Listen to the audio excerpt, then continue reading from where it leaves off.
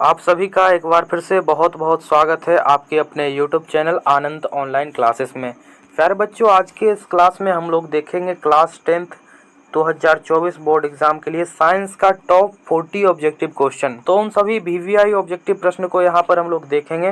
तो आप लोग वीडियो में अंत तक बने रहें और चैनल पर पहली बार हैं तो चैनल को सब्सक्राइब करके बेल आइकन को प्रेस कर दें ताकि हम कोई भी क्लास लें तो उसका नोटिफिकेशन आपके पास पहुँच जाए।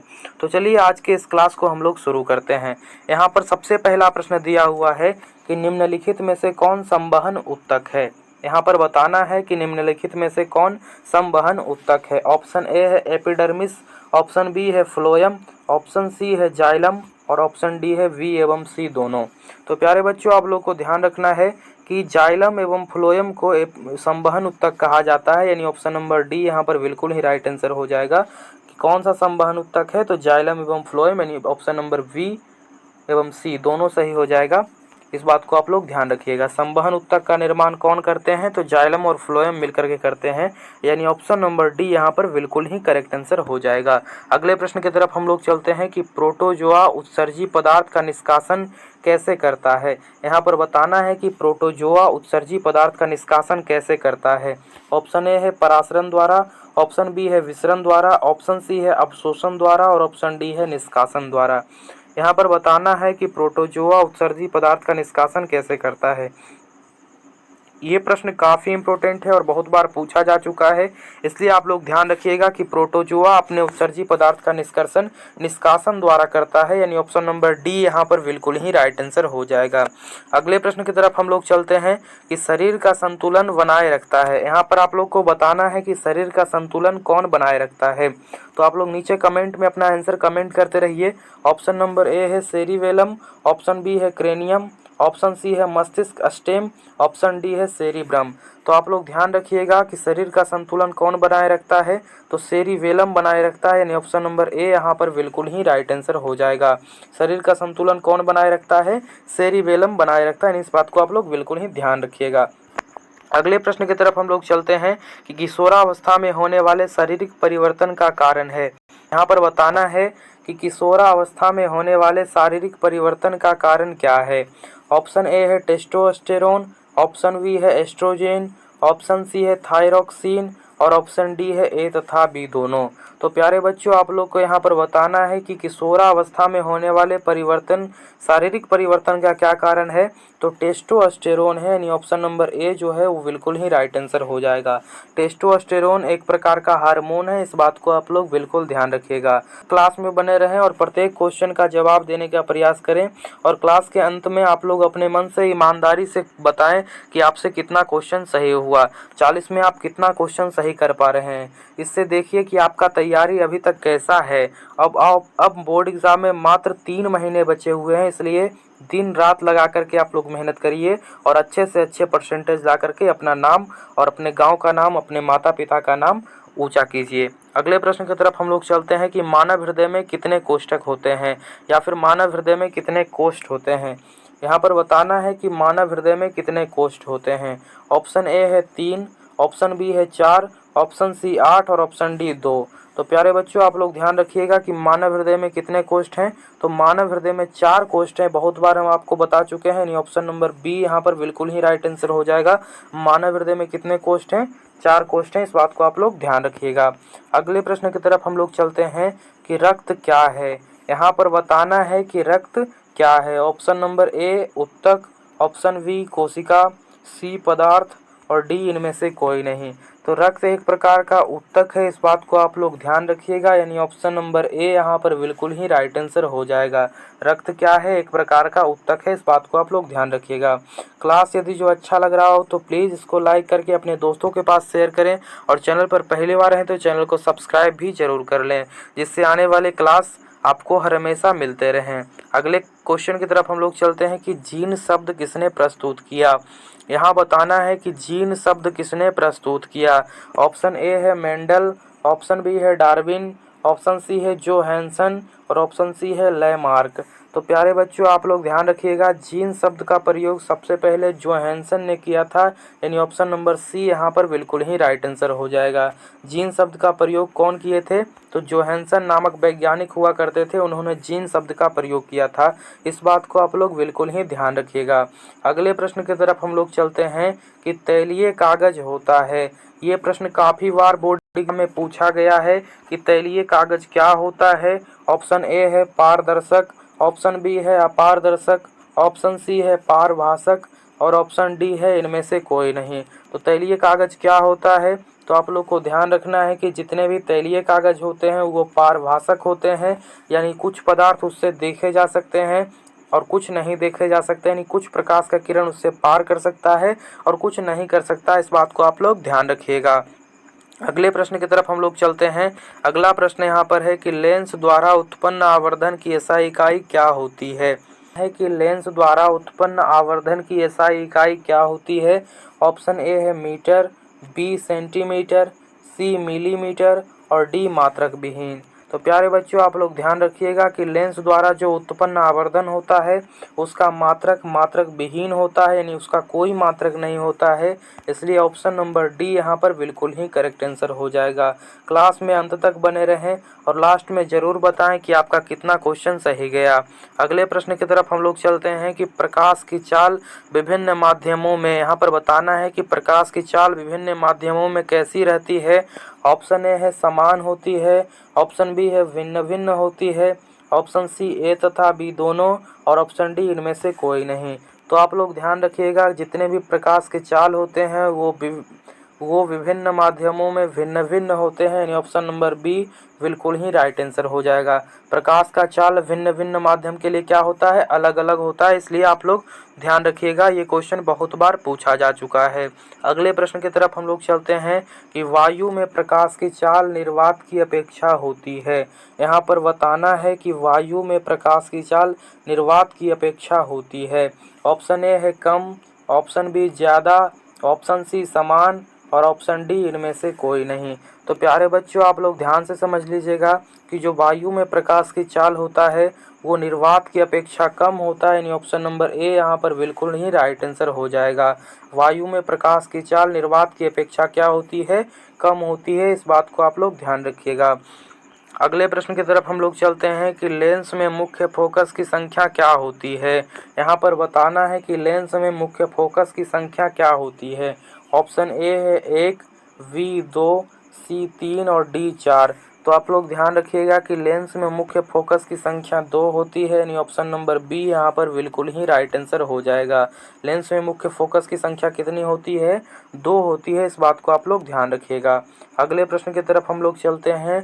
क्लास को लाइक करके दोस्तों के पास शेयर कर दें और जितने भी आपके दोस्त हैं जो इस बार बोर्ड एग्ज़ाम 2024 में तैयारी कर रहे हैं, 2024 के लिए तैयारी कर रहे हैं, उनको बता दीजिए कि यहाँ पर क्लास चल रहा है। इस सीरीज में हम आपको 750 क्वेश्चन प्रोवाइड करवाएंगे, जिसमें 500 ऑब्जेक्टिव और 150 2 नंबर और 5 नंबर वाले क्वेश्चन रहेंगे। और इन क्वेश्चन के बाहर आपके साइंस में एक भी क्वेश्चन नहीं पूछा जाएगा। तो आप लोग शुरू से अंत तक क्लास को ध्यान से समझते रहिए। और डेली शाम 7 बजे यहाँ लाइव क्लास होता है, इसलिए आप लोग लाइव क्लास में ज़रूर जुड़ें। अगले प्रश्न की तरफ हम लोग चलते हैं कि विद्युत का अच्छा चालक है। यहाँ पर बताना है कि विद्युत का अच्छा चालक कौन है। ऑप्शन ए है लकड़ी, option B plastic, option C carbon और ऑप्शन डी चांदी। तो प्यारे बच्चों आप लोग ध्यान रखिएगा कि विद्युत का सबसे अच्छा सुचालक धातु चांदी है, यानी ऑप्शन नंबर डी यहाँ पर बिल्कुल ही राइट आंसर हो जाएगा। विद्युत का सबसे अच्छा सुचालक क्या है? चांदी है। इस बात को आप लोग ध्यान से समझ लीजिएगा। अगले प्रश्न की तरफ हम लोग चलते हैं कि शुष्क सेल में इलेक्ट्रॉन बना होता है। यहाँ पर बताना है कि शुष्क सेल में इलेक्ट्रॉन बना होता है। ऑप्शन ए है तांबा का, ऑप्शन बी है कार्बन का, ऑप्शन सी है जस्ता का और ऑप्शन डी है इनमें से कोई नहीं। तो आप लोग ध्यान रखिएगा कि शुष्क सेल में जो ऋण इलेक्ट्रॉन बने होते हैं वो कार्बन के बने होते हैं, यानी ऑप्शन नंबर बी यहाँ पर बिल्कुल ही राइट आंसर हो जाएगा। तो शुष्क सेल में ऋण इलेक्ट्रॉन किसके बने होते हैं? कार्बन के बने होते हैं, यानी ऑप्शन नंबर बी यहाँ पर बिल्कुल ही करेक्ट आंसर हो जाएगा। अगले प्रश्न की तरफ हम लोग चलते हैं कि जस्ता का अयस्क है। यहाँ पर बताना है कि जस्ता का अयस्क कौन है।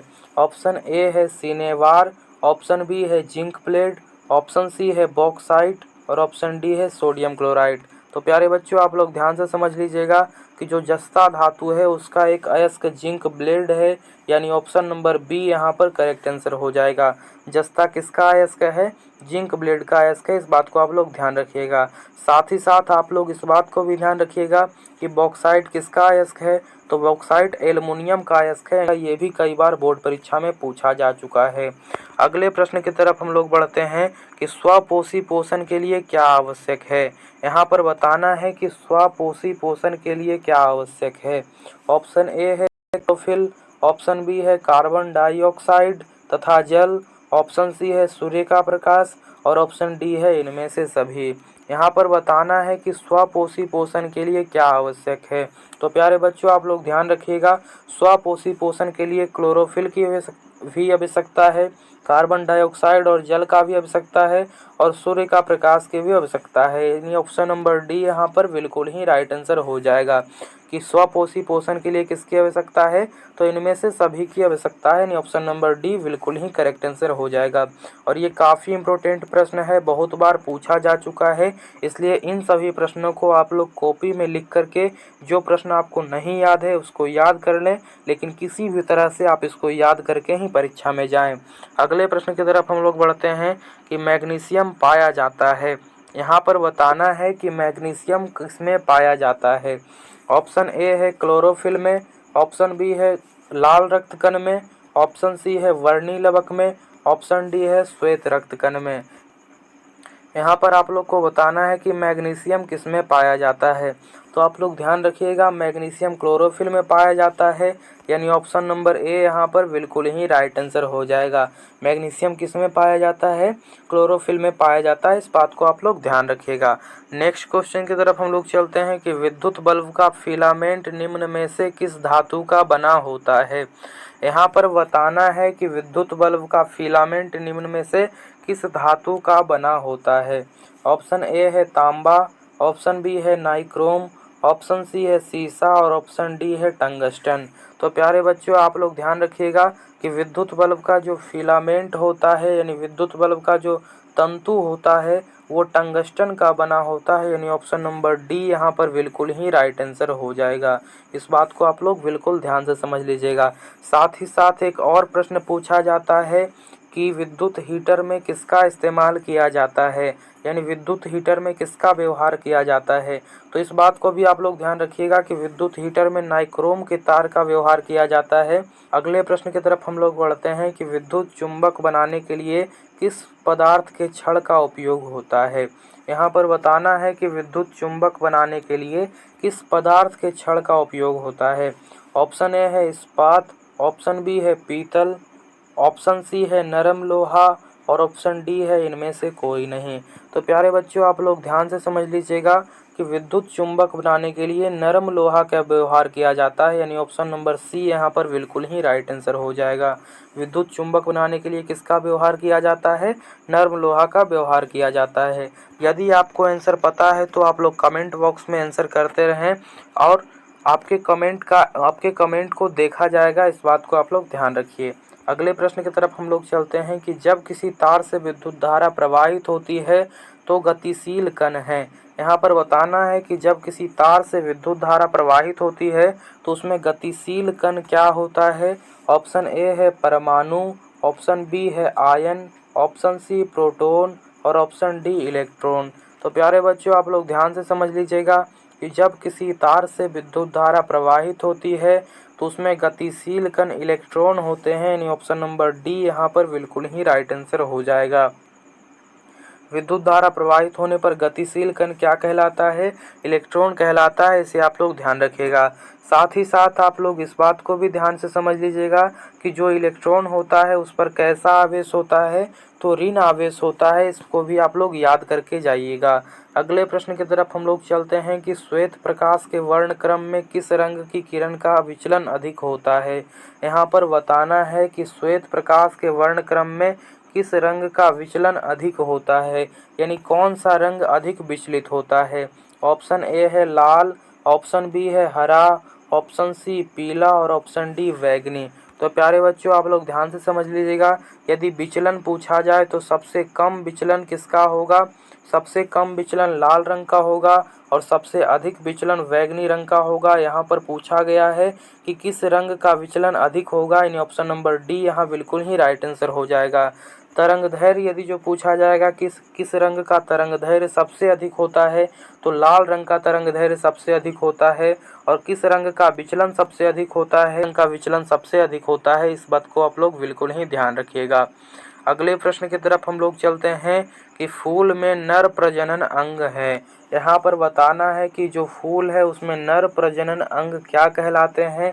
ऑप्शन ए है पुंकेसर, ऑप्शन बी है अंडाशय, ऑप्शन सी वर्तिकाग्र और ऑप्शन डी वर्तिका। तो प्यारे बच्चों आप लोग ध्यान से समझ लीजिएगा कि जो फूल है उसमें नर प्रजनन अंग क्या कहलाएगा, तो नर प्रजनन अंग पुंकेसर कहलाएगा, यानी ऑप्शन नंबर ए यहाँ पर बिल्कुल ही राइट आंसर हो जाएगा। फूल में नर प्रजनन अंग क्या कहलाता है?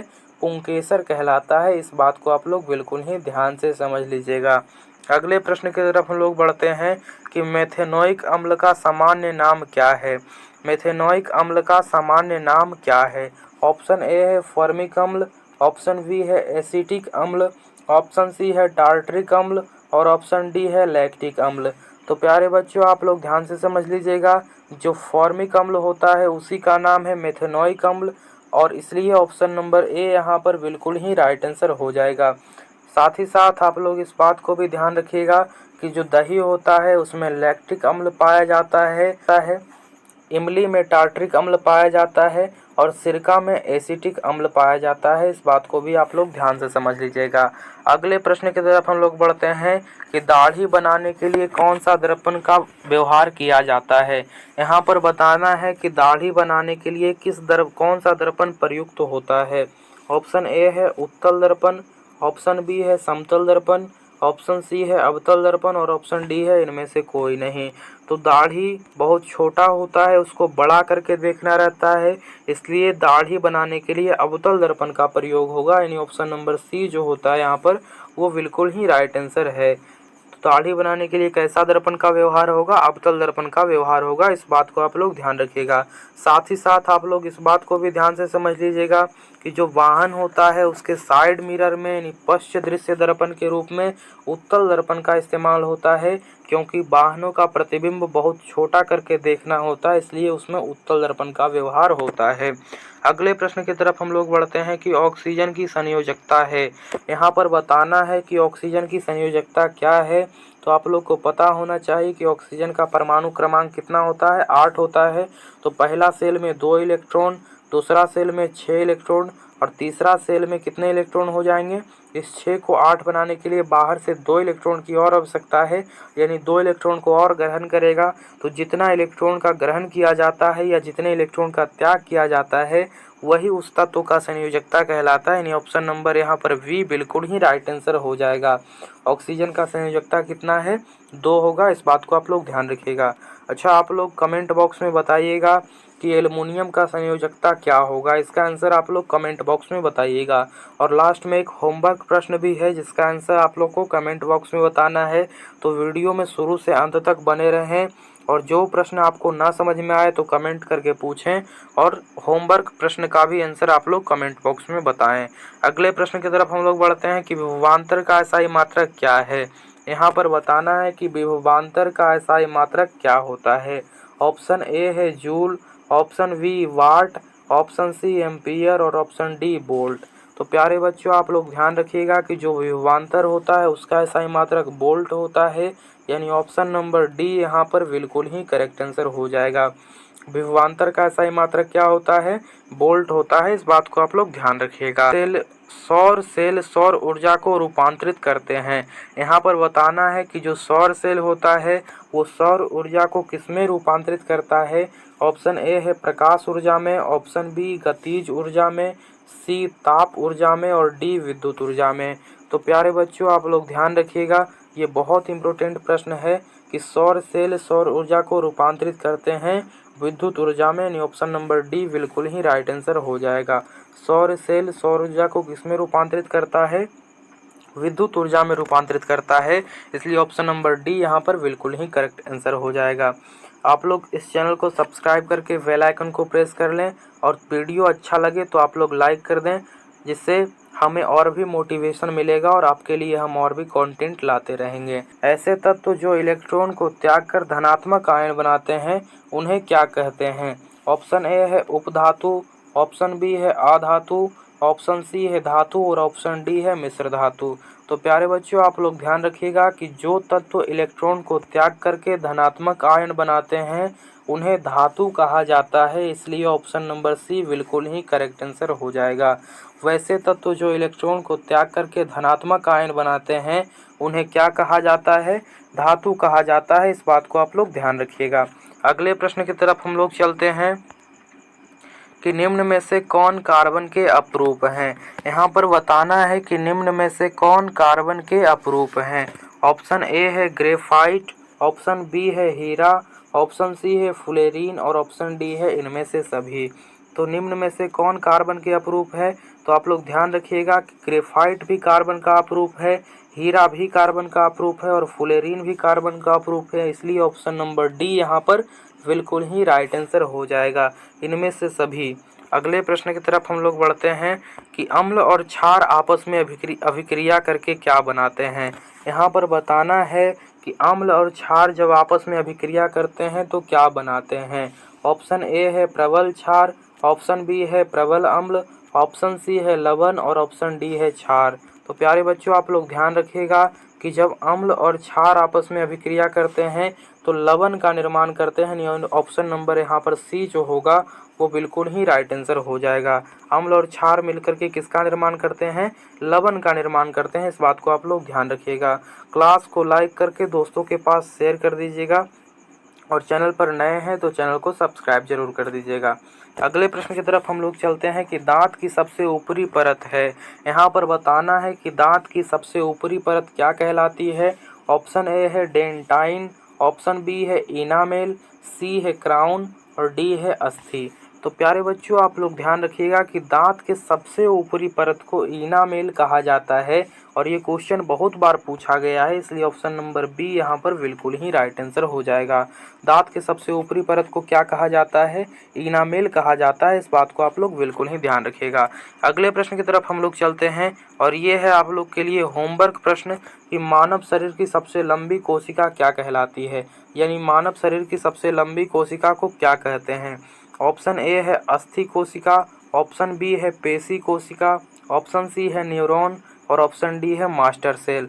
तो इस प्रश्न का जवाब आप लोग कमेंट बॉक्स में बताइएगा कि मानव शरीर की सबसे लंबी कोशिका को क्या कहते हैं। तो अगले प्रश्न की तरफ हम लोग बढ़ते हैं कि प्रकाश संश्लेषण की क्रिया होती है। यहाँ पर बताना है कि प्रकाश संश्लेषण की क्रिया किसमें होती है। ऑप्शन ए है कवकों में, ऑप्शन बी है जंतुओं में, ऑप्शन सी है हरे पौधों में और ऑप्शन डी है परजीवियों में। तो प्यारे बच्चों, आप लोग ध्यान रखिएगा कि प्रकाश संश्लेषण की प्रक्रिया जो होता है वो हरे पौधे में होता है, यानी ऑप्शन नंबर सी यहाँ पर बिल्कुल ही राइट आंसर हो जाएगा। प्रकाश संश्लेषण की प्रक्रिया किसमें होता है? हरे पौधे में होता है। इस बात को आप लोग ध्यान रखिएगा। अगले प्रश्न की तरफ हम लोग चलते हैं कि मनुष्य में वृक्क निम्न में से किससे संबंधित है। यहाँ पर बताना है कि मनुष्य में वृक्क निम्न में से किससे संबंधित है, यानी किससे संबंधित है। ऑप्शन ए है पोषण, ऑप्शन बी है श्वसन, ऑप्शन सी परिवहन और ऑप्शन डी उत्सर्जन। तो प्यारे बच्चों, आप लोग ध्यान रखिएगा कि जो वृक्क होता है वो उत्सर्जन से संबंधित होता है, यानी ऑप्शन नंबर डी बिल्कुल ही राइट आंसर हो जाएगा। मानव शरीर में वृक्क किससे संबंधित है? तो उत्सर्जन से संबंधित है, यानी ऑप्शन नंबर डी यहाँ पर करेक्ट आंसर हो जाएगा। अगले प्रश्न की तरफ हम लोग चलते हैं कि पौधे में उत्सर्जी पदार्थ हैं। यहाँ पर बताना है कि पौधे में उत्सर्जी पदार्थ कौन कौन है। ऑप्शन ए है गोंद, option B tannin, option C resin और ऑप्शन डी इनमें से सभी। यहाँ पर बताना है कि पौधे में उत्सर्जी पदार्थ कौन कौन है। तो आप लोग ध्यान रखिएगा कि पौधे में उत्सर्जी पदार्थ गोंद, टैनिन और रेजिन ये तीनों है, इसलिए ऑप्शन नंबर डी यहाँ पर बिल्कुल ही राइट आंसर हो जाएगा कि पौधे में उत्सर्जी पदार्थ कौन कौन है। तो गोंद, टैनिन और रेजिन ये सभी हैं। अगले क्वेश्चन की तरफ हम लोग चलते हैं कि निम्नलिखित में से कौन विद्युत का सुचालक है। यहाँ पर बताना है कि निम्नलिखित में से कौन विद्युत का सुचालक है। ऑप्शन ए है sulphur, option B chlorine, option C graphite, और ऑप्शन डी आयोडीन। वो विद्युत का सुचालक है, यानी ऑप्शन नंबर सी यहाँ पर बिल्कुल ही राइट आंसर हो जाएगा। ग्रेफाइट एक अधातु होते हुए भी विद्युत का सुचालक होता है, इसलिए आप लोग इस बात को बहुत ही अच्छे तरीके से ध्यान से नोट कर लीजिएगा। अगले प्रश्न की तरफ हम लोग चलते हैं कि किस रंग का विचलन न्यूनतम होता है। यहाँ पर बताना है कि किस रंग का विचलन न्यूनतम होता है। ऑप्शन ए है लाल, ऑप्शन बी पीला, ऑप्शन सी नीला और ऑप्शन डी बैंगनी। तो प्यारे बच्चों, आप लोग ध्यान रखिएगा कि जो लाल रंग है इसका विचलन न्यूनतम होता है और इसका तरंगदैर्घ्य अधिक होता है, इसलिए ऑप्शन नंबर ए यहाँ पर बिल्कुल ही राइट आंसर हो जाएगा। किस रंग का विचलन न्यूनतम होता है? तो लाल रंग का विचलन जो होता है वो बहुत ही न्यूनतम होता है, यानी वो बहुत कम विचलित होता है। इस बात को आप लोग ध्यान से याद कर लीजिएगा। ये सभी प्रश्न बहुत महत्वपूर्ण है, तो आप लोग इन्हें कॉपी में लिख करके ज़रूर याद कर लें। और क्लास अच्छा लग रहा हो तो क्लास को लाइक करके दोस्तों के पास भी शेयर करें। साथ ही साथ चैनल को सब्सक्राइब जरूर करें, इससे आपको क्लास 10th 2024 बोर्ड एग्ज़ाम की तैयारी में काफ़ी मदद मिलेगा। अगले प्रश्न की तरफ हम लोग चलते हैं कि मेंडल ने अपने आनुवांशिक प्रयोग के लिए किस पौधे का उपयोग किया था। यहाँ पर बताना है कि जो मेंडल वैज्ञानिक थे उन्होंने आनुवांशिक प्रयोग के लिए कौन से पौधे का उपयोग किए थे। ऑप्शन ए है गुलाब, ऑप्शन बी नीम, सी मटर और डी गुलदाउदी। तो प्यारे बच्चों, आप लोग ध्यान रखिएगा, जो मेंडल नामक वैज्ञानिक थे उन्होंने अपने आनुवांशिक प्रयोग के लिए मटर के पौधे का चयन किया था, इसलिए ऑप्शन नंबर सी यहाँ पर बिल्कुल ही करेक्ट आंसर हो जाएगा। अगले प्रश्न की तरफ हम लोग चलते हैं कि तिलचट्टा में कितने जोड़े श्वास रंध्र पाए जाते हैं। यहाँ पर बताना है कि तिलचट्टा में कितने जोड़े श्वास रंध्र पाए जाते हैं। ऑप्शन ए है 8, ऑप्शन बी 2, ऑप्शन सी 10 और डी 6। तो आप लोग ध्यान रखिएगा कि जो तिलचट्टा होता है, यानी जो कॉकरोच होता है, उसमें 10 जोड़े श्वास रंध्र पाए जाते हैं और ये प्रश्न बहुत बार पूछा गया है, इसलिए आप लोग इसे याद कर लीजिएगा। तो ऑप्शन नंबर सी यहाँ पर बिल्कुल ही राइट आंसर हो जाएगा। आज के इस क्लास में हम लोग इतने ही प्रश्न को देखेंगे। इसके अगले क्लास में हम लोग और भी प्रश्नों को सोल्व करने का प्रयास करेंगे। तो तब तक आप लोग इस वीडियो को लाइक करके चैनल को सब्सक्राइब करके दोस्तों के पास शेयर कर दें, जिससे 2024 बोर्ड एग्ज़ाम की तैयारी करने वाले हर एक विद्यार्थी इस चैनल से पढ़ सकें और लाभ उठा सकें। ये बिल्कुल मुफ्त है, तो आप लोग शेयर करें और ज़्यादा से ज़्यादा वीडियो को लाइक करके चैनल को सब्सक्राइब करें।